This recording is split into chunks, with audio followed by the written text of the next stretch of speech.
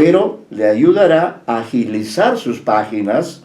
Debe fijarse en aspectos peculiares del narrador, distinguir entre el tiempo que emplea el lector del texto, o sea, nosotros, y el que utiliza el protagonista en descubrir el secreto del libro, ¿no? Es un juego muy simpático de la cuestión de la temporalidad. Agrego, como se plantea el tema de la maldición, que es muy importante en la realidad real y en la realidad virtual, repito, como se plantea el tema de la maldición, no sería mala idea, vaya esta expresión, consultar las ideas de Georges Bataille acerca del mal. Eso me parece importante, acudir a esto. El libro en blanco, por otra parte, es comparable, entre otros, con el cuento, comillas, ausente por tiempo indefinido, que, repito, se le asignó a uno de los estudiantes del curso, que justamente, coincidentemente, está otra vez ausente por tiempo indefinido. Cierro ese comentario del propio Ribeiro. Y quizá con una prosa pátrida, esto lo pongo entre comillas, y algún texto de más de nuestro autor o de otro, ya tendría el tema de su examen parcial. Observen que en mi texto estoy hablando del pasado, pero también me estoy proyectando al futuro, desde este presente. ¿Y ello por qué, dirán ustedes?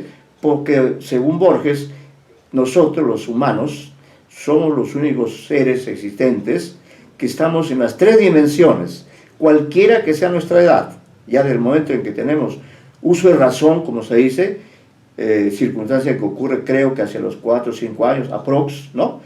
A partir de ese momento ya nosotros, nuestra mente, nuestro cerebro y en fin, todos nosotros ya nos manejamos en esas tres dimensiones, ¿no?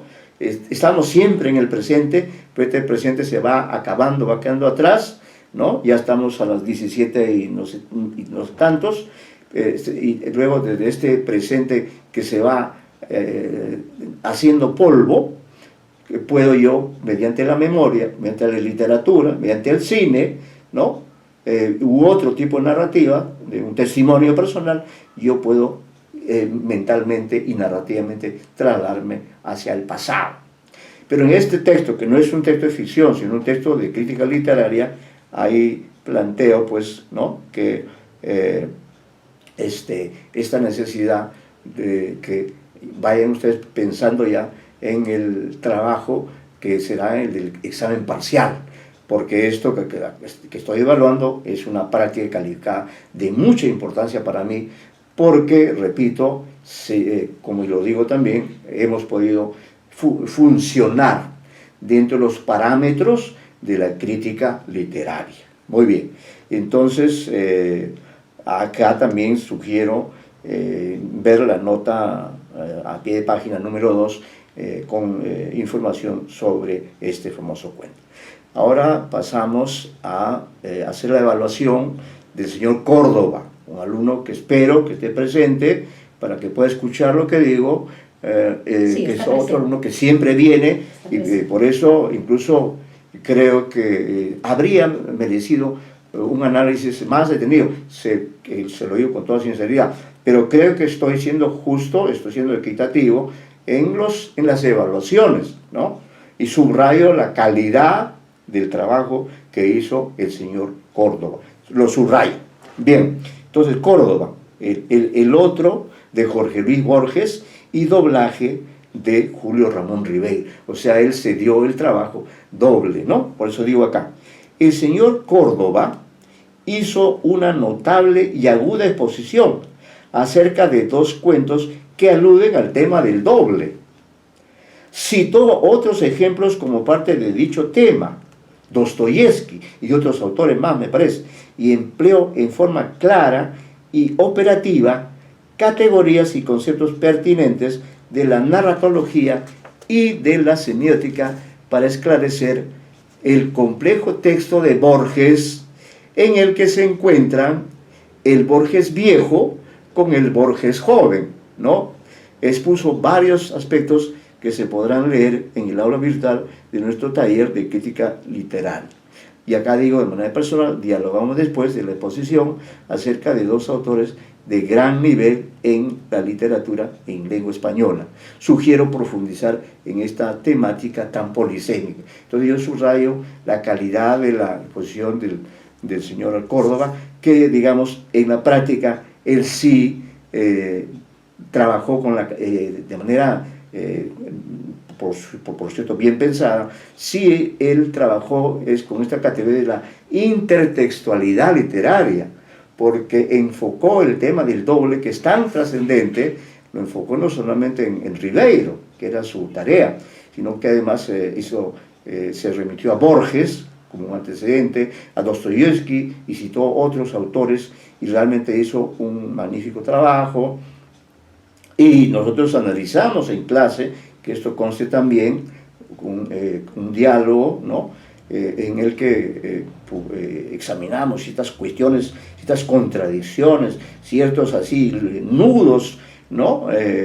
Empleados tanto por Borges como por Ribeiro, esas resemantizaciones que hacen estos dos grandes escritores acerca de un tema tan vigente, tan real y tan virtual como es el tema del doble, ¿no? Entonces, por eso yo he querido destacar la calidad de la exposición del señor Córdoba, que, repito, es el único alumno que no solo analizó Ribeiro como correspondía, sino que agregó. Ahí está el gran aporte del señor Córdoba, el haberse referido a Borges, que sin duda es un inmenso escritor en el marco de la literatura occidental, ojo, no solamente la literatura latinoamericana.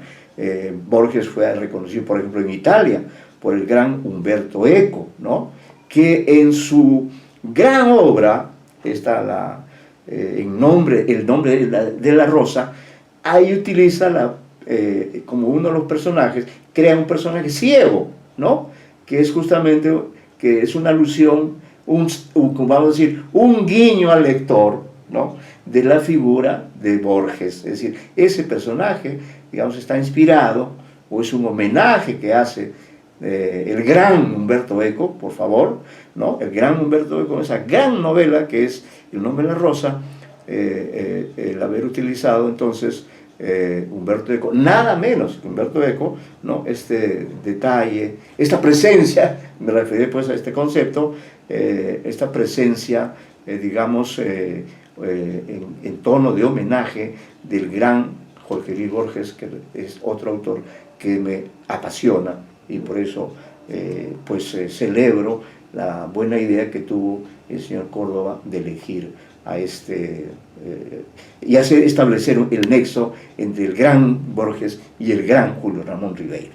Muy bien, ahora quiero detenerme en hacer una evaluación. El señor Ijar estará presente. Sí, está presente sí. El señor Ijar. El señor Muy bien. Ijar está presente. Sí, correcto. Soy Córdoba y sí estoy presente. Ya, pero acaba de hablar sobre usted, ¿no? Sí, supongo que ya, muy bien, me alegra porque la idea es esa, que destacar el trabajo de ustedes, y repito que incluso con respecto al señor Córdoba he sido sintético, ¿no? Pero su trabajo tiene una gran trascendencia, eso que quiero que conste, porque el profesor también está para incentivar, y yo me siento identificado con los trabajos de ustedes. Vean con qué detalle sigo, y ese es el caso, y a continuación también leeré lo que he dicho con respecto al señor Ijar, que es otro estudiante muy destacado. Recalco la calidad de su trabajo, ¿no? Voy a leer lo que he puesto sobre Ijar y quizá agregue algunos comentarios, pues siempre es bueno agregar detalles. Bueno, el señor Ijar eligió el cuento Los Merengues, conocido cuento, ¿no? Y en su interesante trabajo se basó en especial en la semiótica tensiva. Ojo, ahí otro aporte importante, el método específico que empleó el expositor. Compartió pasajes de especial relevancia de su ponencia, disculpen ese sonido, empleando conceptos de Fontany principalmente, ¿no? Su exégesis, es decir, su interpretación, fue muy rigurosa y sistemática, y de ese modo sustentó la calidad de este relato que pertenece a cuentos de circunstancias, ¿no? Muy bien, 1958. O sea, eligió un cuento de ese mismo libro, donde está también bueno, del cual hemos hablado antes, ¿no? La aplicación del método fue coherente. Utilizó recursos de la comunicación virtual que ayudaron a seguir su escrito. Como observación particular, y esto quizá lo conversemos en otro momento, o si gustan ahora también, no hay problema, como observación particular yo indico que me llamó la atención el concepto de presencias, ¿no? Y lo he visto hasta en 2 o 3 alumnos. No estoy negando la validez. Entonces, por eso hago una pregunta pública, principalmente dirigida al señor Híjar, y en algún momento, en cualquier momento, por cierto, se pueda responder a la pregunta, pero estamos en una fase expositiva. Entonces, como me llamó la atención este concepto de presencias, y lo he puesto entre comillas, pregunto, ¿es equivalente a la idea de personaje? Y hago este comentario final. Cuando se emplea un metalenguaje especializado o se realiza un enfoque tan comprometido con un método, el riesgo es tratar de sujetar el relato a los esquemas, ¿no? Tenga en cuenta ese detalle, señor Híjar, y compare su aporte con otras lecturas, ¿no? La rigurosidad de su trabajo es destacable.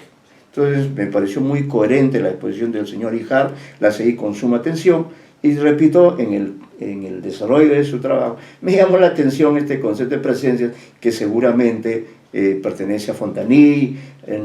Yo debo señalar que conozco, digamos, de semiótica, he trabajado bastante con la semiótica narrativa, ¿no? Pero fundamentalmente me quedo con Greimat, que es el maestro de todos ellos, ¿no? Entonces Greimat, con Josep Cortés también, por cierto, y yo he trabajado bastante este tema, esta metodología en la Universidad de Lima, en un curso de semiótica donde hacíamos análisis, que como no era literatura, sino era comunicación, entonces ahí analizamos películas con la metodología greimasiana, que desde mi perspectiva supone el manejo del cuadrado semiótico que ustedes conocen, el modelo actancial, los programas narrativos, toda esa terminología me la manejo, ¿no? Entonces por eso le hago esa pregunta, pero dejo en claro también que fue magnífico el trabajo del señor Híjar, y que, por ejemplo, a mí, que soy un iniciado en la comunicación virtual, él utilizó, y esto lo destaco, él utilizó esto de compartir pantalla, que es una técnica que yo no manejo, ¿no? Yo soy, repito, una suerte de analfabeto, semi-analfabeto en esto, pero él, como es un hombre joven, ¿no? Empleó muy bien, acertadamente, para mostrar 2 cuadros, ¿no? 2 momentos de su ponencia, donde destacó detalles de este relato, que su análisis, repito, fue muy valioso. Pero como le digo, usted sabe que la crítica literaria es una tarea apasionante, ¿no? Los métodos también son apasionantes, y es lógico. Entonces, por eso hago esta reflexión en el sentido de que hay que tener un equilibrio, porque a veces ciertos métodos, y eso es algo comprobable, ciertos métodos, digamos, son tan rigurosos, ¿no? Que a veces el trabajo final se centra más en el método en sí que en el objeto de estudio, que en este caso es un cuento de, puede ser Rivero o de cualquier otro. Yo creo que el señor Híjar no incurrió en ese solo a manera de comentario, ¿no?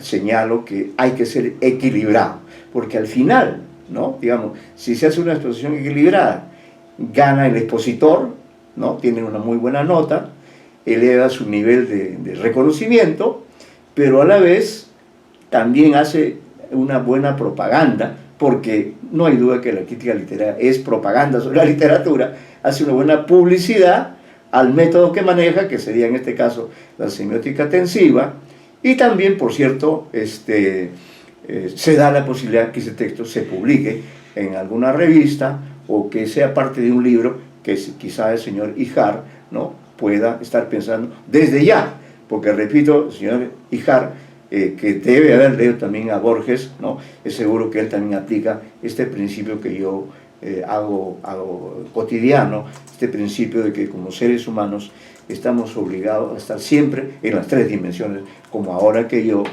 2020, estoy pensando en el Borges, con otras circunstancias, pero me estoy proyectando también, justamente con este trabajo, ¿no?, hacia el futuro que esperemos sea menos duro que el que estamos viviendo en estos días. Que conste entonces mi aprecio a la calidad de este trabajo. Bien, ahora vamos, estamos en las 17:49, me parece. 48. Sí, a 48, sí, correcto. Entonces estamos, sí, este texto, como ustedes ven, está pensado para ustedes, Ustedes van a tener acceso a esta versión, pero incluso mucho más amplia, como vamos a señalarlo a continuación. Entonces ahora me detengo unos minutos en el trabajo que hizo la señorita Galarreta, que repito, también es una persona que viene constantemente, trabaja, participa. Bueno, digo aquí sobre ella, ¿no?, lo siguiente: la señorita Galarreta escogió un texto, Junta de Acreedores, ¿no?, que pertenece al primer libro que publicó Ribeiro en 1955. Fíjense, ella tomó un cuento del primer libro, que publicado en el año 55. Y sobre esto debo decir que se da este curioso detalle de que este cuento también yo lo he analizado en uno de mis libros sobre Ribeiro, de manera que si no lo consultó, puede consultarlo. Pero da la coincidencia también que el profesor Jorge Valenzuela, a quien sin duda ustedes conocen, el profesor Jorge Valenzuela también tiene un análisis sobre este relato, Junta de Acreedores, ¿no? Ahí plantea el concepto del narrador insolidario, que francamente a mí, bueno, no he llegado a entender qué cosa es un narrador insolidario, quizá no he hecho una lectura. Bueno, pero en todo caso destaco de la Galarreta el haber elegido un cuento del primer libro, que es un libro con características muy especiales. Es un libro netamente neorrealista, ¿no?, urbano, y en todo se utiliza el narrador en tercera persona, es decir, el narrador llamado heterodiegético o también omnisciente. Luego de ubicar al autor dentro del neorrealismo urbano, ella hizo, y eso también me parece un buen aporte del trabajo de Galarreta, luego de ubicar al autor dentro del neorrealismo urbano, la expositora redondeó un análisis exhaustivo acerca de la reunión que realizan Roberto del Mar y sus acreedores. Eso es importante. Este es uno de los cuentos de Ribeiro, ojo con este detalle, de los pocos cuentos en los que Ribeiro aborda, diríamos, el tópico de las reuniones formales que dan entre los seres humanos, pero que están regidas también por el derecho. Me refiero a la especialidad del derecho, lo jurídico, quiero decir, ¿no? Porque fíjense ustedes qué coincidencia, el propio título, Junta de Acreedores, es una institución reconocida sin duda en el Código Civil, ¿no? Y si quisiéramos, podríamos hacer también, o podría la señorita Galarreta documentarse un poco más. No digo que no está bien lo que ha hecho, pero digamos ella podría enriquecer su análisis agregando la perspectiva, las categorías que les da el derecho. Para comenzar, habría que definir, no solo dentro del marco de la crítica, sino en el marco más amplio de lo jurídico, habría que definir qué significa junta de acreedores, ¿no? Entonces, ese concepto usted incluso lo puede plantear en forma de pregunta a un abogado, ¿no?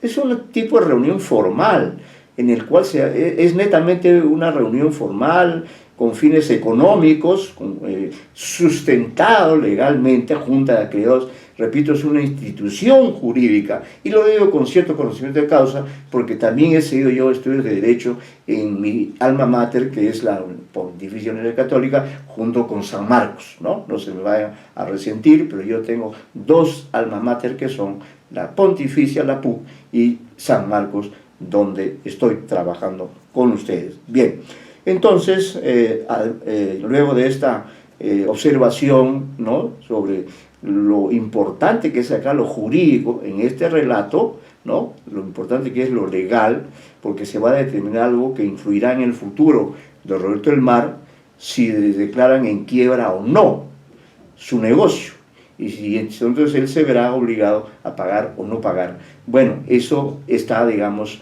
sobre todo se podría analizar o completar este análisis con este marco jurídico, ¿no?, que es posible también de incorporar dentro de la crítica literaria. Por cierto, una de las personas, ¿no?, esta es una lectura comentada, una persona, por ejemplo, que en el marco de la crítica literaria peruana hace un análisis como el de ustedes, digamos, literario. Él no maneja estos métodos sofisticados y digamos, recios que ustedes utilizan, pero sí, digamos, hace un buen análisis literario, pero le agrega mucho el análisis jurídico, el análisis de lo legal. ¿Y por qué? Porque él es un educador, literato como nosotros, pero además es un experto en cuestiones jurídicas. Él es abogado, y me refiero al doctor Iván Rodríguez Chávez, ¿no?, rector de la Universidad Ricardo Palma, cuyo fondo editorial es muy importante y tiene, en ese sentido, muchas relaciones con ustedes, que son también parte del mundo de la literatura, ¿no?, que es un tema que yo he trabajado en relación con Ribeiro. Muy bien, repito, siguiendo con las ideas acerca de Galarreta, digo, abordó aspectos estilísticos, distinguió las secuencias que hacen posible el desarrollo del relato, examinó la figura del protagonista, acá es un cuento de personajes sobre todo, ¿no?, se refirió al narrador omnisciente que Ribeiro emplea en todos los relatos de su primer libro, ¿no? Consideró también la presencia de algunas constantes temáticas que este relato plasma, entre ellos la frustración, la dignidad, porque eso es lo que hace, siente el personaje, hace una especie de reflexión, digamos, sobre esta situación de la quiebra, porque él económicamente entonces está a punto de caer en esa situación jurídica de la quiebra, por la cual pierde todos sus bienes, y los acreedores pueden vender todos sus bienes y cobrarse, como se llaman las acreencias, es decir, las deudas que tiene Roberto del Mar con todo ese grupo de acreedores, que son personajes, ¿no? Hay varios personajes, ¿no?, en el relato, y ellos van a determinar el futuro de Roberto del Mar. También aludió al orden cronológico, que es un relato lineal, eso es lo que dijo. En general empleó un lenguaje adecuado y comprensible para todo tipo de lectores, y este es un criterio que todo crítico debe tomar en cuenta. Y acá también me detengo un poquito para reflexionar sobre ese aspecto. Recuerden que ustedes, críticos literarios ya en acción, también deben tener en cuenta al lector. No piensen solo en ustedes o en ustedes y el texto, sino piensen que van a ser leídos ustedes por diversos tipos de lectores.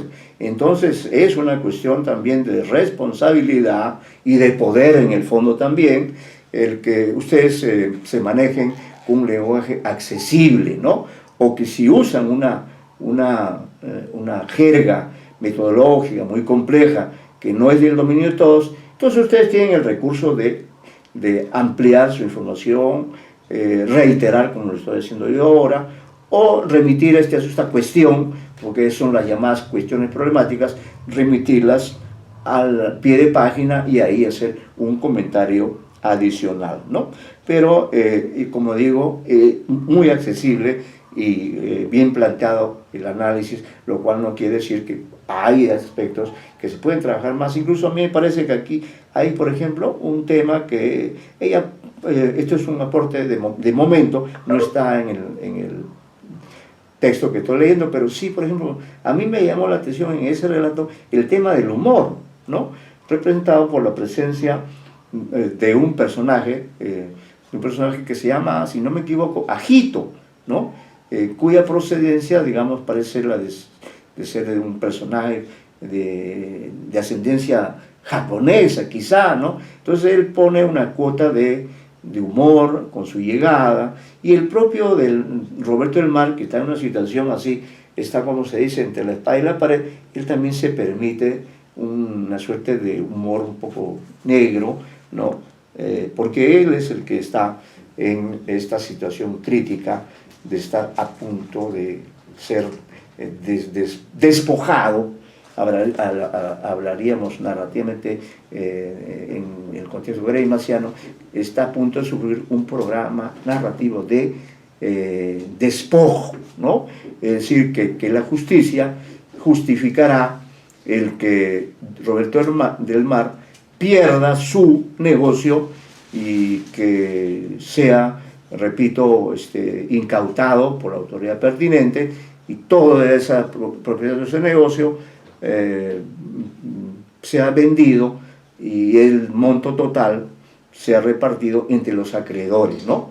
Entonces son aspectos muy importantes, y eso es lo que quería señalar, ¿ya? Pues bien, entonces seguimos en esta sesión formal, ¿no? Al borde ya de las 6, me parece, ya estamos a las 6, todavía tengo material.